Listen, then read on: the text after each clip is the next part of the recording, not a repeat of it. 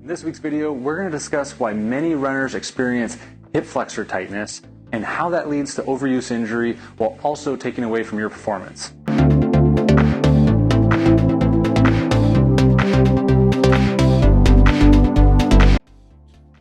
Okay, so I've worked with many runners over the years, and many of them complain of hip flexor tightness, particularly after their long runs. And there's a misconception out there that when the hip flexors feel tight, that, hey, I just got to keep stretching them. And yes, in some cases, just getting some flexibility back to the muscles is going to help out quite a bit. But oftentimes it provides just very temporary relief. So if that is something that is happening to you, then we're going to go into why that likely is. So hip flexor tightness is usually due to some underlying strength deficiencies. So if we can train the hip flexors appropriately, it's going to be able to withstand the forces of running much more easily, so that then it's not going to stiffen up or tighten up because of the demands of running being too great for that muscle to handle. So many of these runners that come in with just recurring or chronic hip flexor tightness, stiffness, I get them going on a hip flexor loading routine, and not just, train the hip flexors in a standard position like I'll show you in a second here, but also working on the hip flexor strength through the entire range of motion of the muscle. So this is one of the keys that I see is runners, particularly newer runners, when they're going out for their long runs, that they just say, okay, I have to run for an hour or an hour and a half today.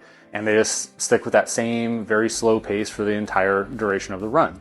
So what's happening is that they're just running very easily, and the hip flexors are working in a very shortened position. So by the time they get halfway through the run, 3/4 all the way through the run, that their hips are starting to get really tight and stiff. And it actually makes it harder now to stretch them out because they're just overworked in that type of position. So what we want to start doing is not only, like I said before, strengthening the muscle, but we want to start strengthening the muscle in a fully elongated position so we can get that muscle length back and get it strong through the entire range of motion. And then the other piece to that is that there's some tricks that we can use during let's say a long run, where you can actually break up that shortened cycle that long runs promote. Just the quick, easy contractions like this. We could throw in some strides. We can throw in some other techniques towards the end of the run to get those hip flexors to open up again, so that then afterwards you don't just feel super stiff and just really restricted in that area. Okay, so hip flexor strengthening can be pretty simple. There's 1,000,001 strengthening exercises, but I'm just going to go over the handful that I really like. Particularly the last one that I'm going to be going over is very specific for running, so make sure you pay attention to that one. But the first one that I give many of the patients is the dead bug. So this is something that many of you might be familiar with already.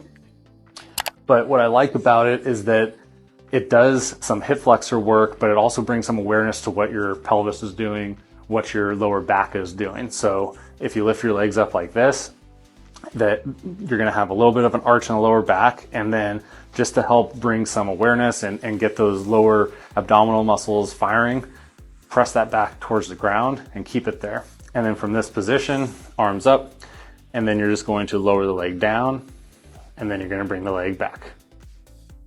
So nice, slow and controlled at first. And some of you might notice popping when you're doing this exercise, and that's actually a sign of the hip flexor tendon just popping over the bone. So it kind of feels like a thunk or a pop, and you might feel it vibrate a little bit around the hip or up to the lower back, and that's very common in runners. So you can do sets of 10 on each side, and there's a bunch of variations of this. So a simple variation is doing the opposite arm, opposite leg, keeping that back engaged towards the ground each time.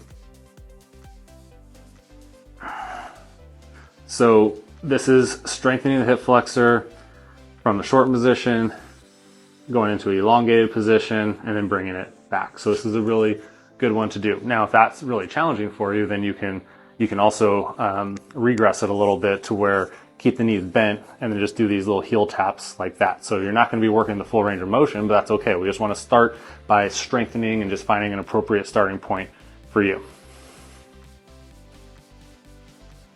just like that.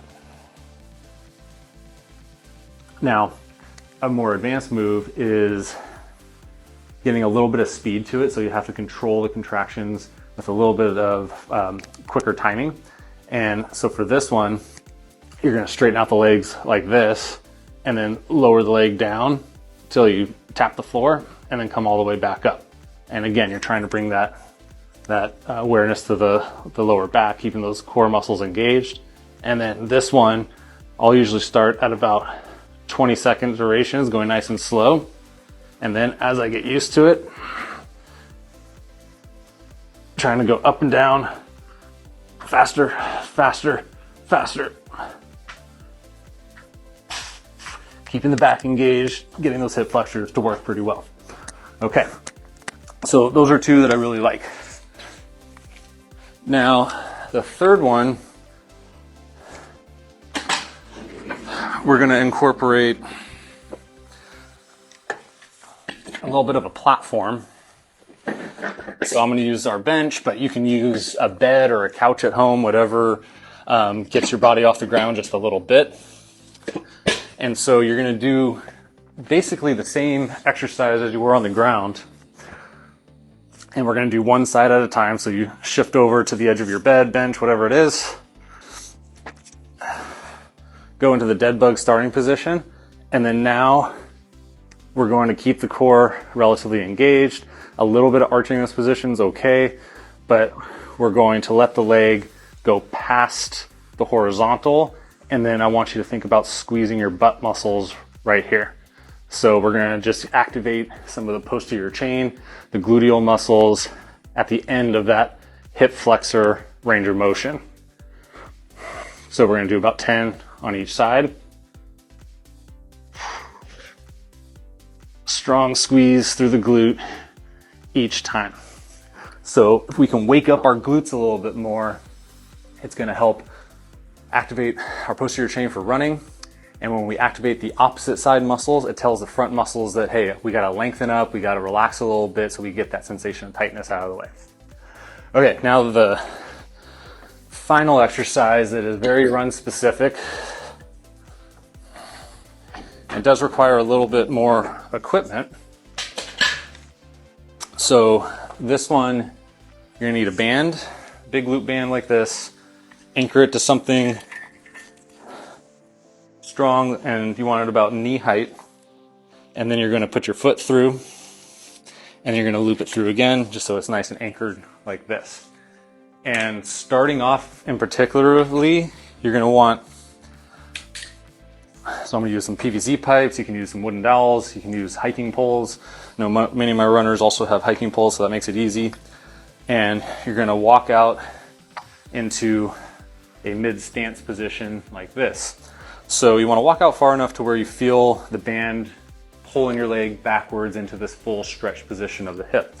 And try to keep it to where it's only the hip, that you're not arching through the back when you're doing this.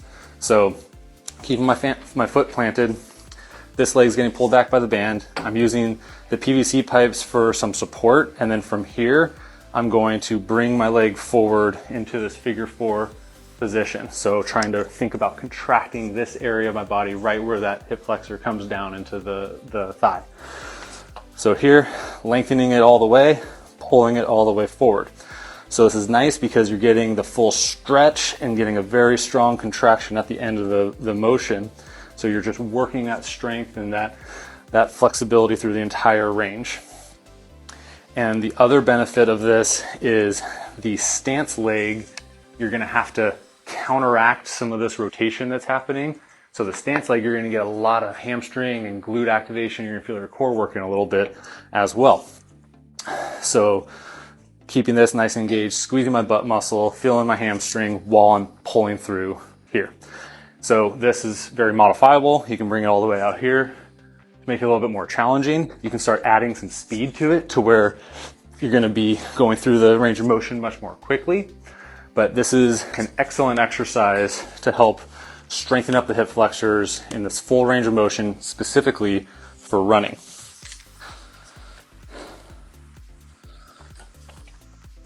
So those exercises are a really good starting point And some other strategies that I give runners is, and let's talk about just the long run, that, you know, the long run, yeah, you're mainly doing some aerobic work, so you're not going to be running very fast. So that means you're going to be in that shortened stretch cycle of the muscle. So just add a few pickups here and there. So you can do that in the middle of the run if you feel like your hips are getting really tight in the middle, 3/4, or towards the end of the run. You just get real stiff and you're feeling like you're limiting that hip extension.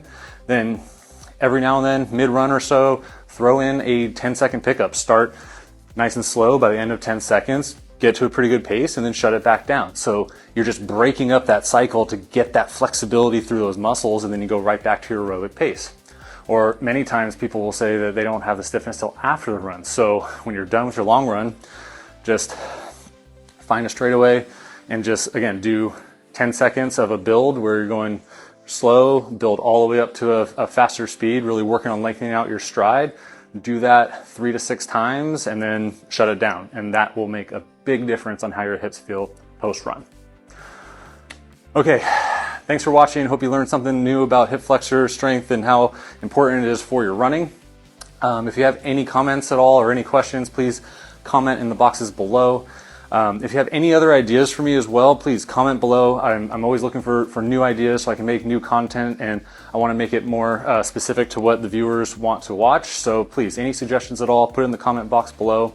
And until next time, see you on the next video.